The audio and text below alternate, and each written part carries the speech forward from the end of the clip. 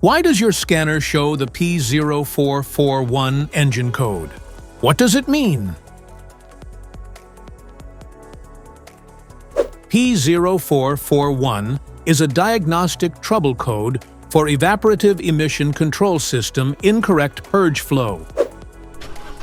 It means the purge valve is not properly regulating the flow of the fuel vapors by allowing too much or too little flow.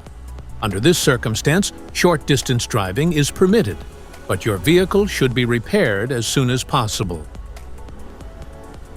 So, what causes this imbalance? Here are the most common culprits.